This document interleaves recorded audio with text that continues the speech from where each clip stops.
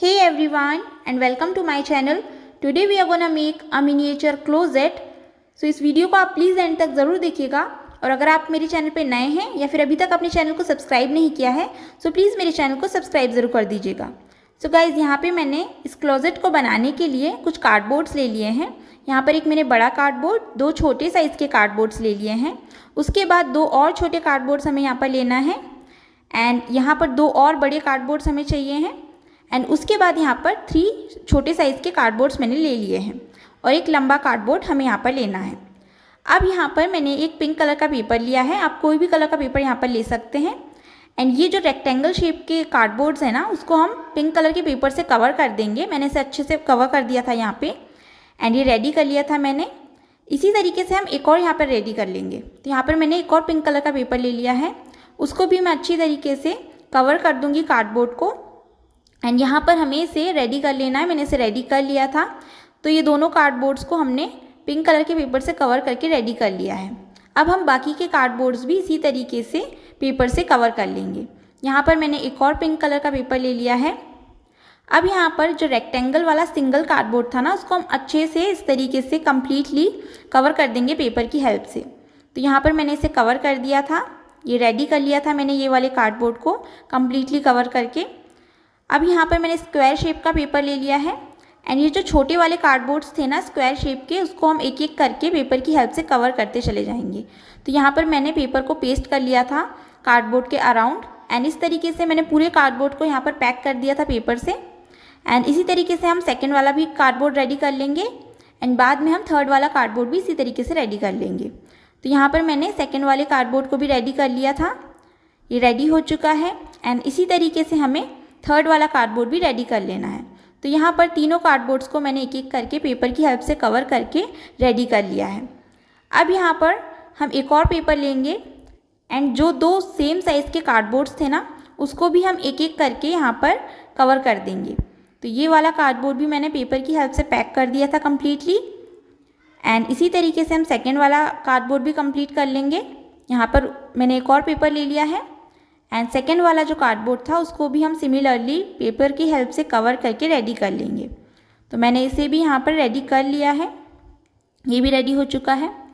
अब यहाँ पर मैंने एक और पिंक कलर का पेपर लिया है एंड जो सबसे बड़े साइज़ का कार्डबोर्ड था ना उसको हम पेपर की हेल्प से इस तरीके से कम्प्लीटली कवर कर देंगे। तो मैंने इसे यहाँ पर पैक कर दिया था कार्डबोर्ड को पेपर से एंड ये रेडी कर लिया था मैंने। अब यहाँ पर मैंने पर्पल कलर का पेपर लिया है एंड दो जो सेम साइज़ के कार्डबोर्ड्स थे उसको हम पर्पल कलर के पेपर की हेल्प से पैक करेंगे। तो यहाँ पर इसे मैंने रेडी कर लिया है एंड इसी तरीके से हम सेकेंड वाला कार्डबोर्ड भी रेडी कर लेंगे। तो यहाँ पर एक और पेपर ले लिया मैंने एंड उसकी हेल्प से सेकेंड वाला कार्डबोर्ड भी यहाँ पर मैंने पैक करके रेडी कर लिया है। तो यहाँ पर ये रेडी हो चुका है, ये दोनों कार्डबोर्ड्स यहाँ पर रेडी है। इसकी हेल्प से हम डोर बनाएंगे क्लोजेट का। तो ये रेडी कर लिया था मैंने। अब हमें सबसे बड़े साइज़ का कार्डबोर्ड लेना है एंड उसके बाद हमें जो दो रेक्टेंगल शेप के कार्डबोर्ड्स थे ना वो लेना है, उसको एक साइड पर लगा देना है। अब जो छोटे वाले स्क्वायर शेप के कार्डबोर्ड्स हमने रेडी किए थे उसकी हेल्प से हम एक एक करके यहाँ पर शेल्फ बनाएंगे। तो उसे ग्लू की हेल्प से यहाँ पर हम पेस्ट करते जाएंगे एंड एक शेल्फ जैसा बना करके हमें रेडी कर लेना है। मैंने इसे रेडी कर लिया था। अब यहाँ पर जो एक सिंगल वाला कार्डबोर्ड था ना उसको हम सेंटर में पेस्ट कर देंगे। मैंने इसे यहाँ पर स्टिक कर दिया है एंड एक और जो कार्डबोर्ड बच गया था उसको मैंने एक साइड पर लगा दिया है। अब हम यहाँ पर दो छोटे जो कार्डबोर्ड्स थे उसे पेस्ट करेंगे। तो यहाँ पर ऊपर साइड पर मैंने एक कार्डबोर्ड लगा दिया है एंड इसी तरीके से हम क्लोजेट के नीचे भी एक कार्डबोर्ड पेस्ट कर देंगे। तो यहाँ पर ये वाला कार्डबोर्ड भी मैंने स्टिक कर दिया था एंड ये मैंने रेडी कर लिया है, ये कम्प्लीटली रेडी हो गया। अब इसके डोर्स को हमें डेकोरेट करना है। तो यहाँ पर मैंने कुछ बटन्स ले लिए थे जिसको मैं एक एक करके ग्लू की हेल्प से यहाँ पर पेस्ट कर दूँगी तो वो डोर के हैंडल जैसा बन जाएगा।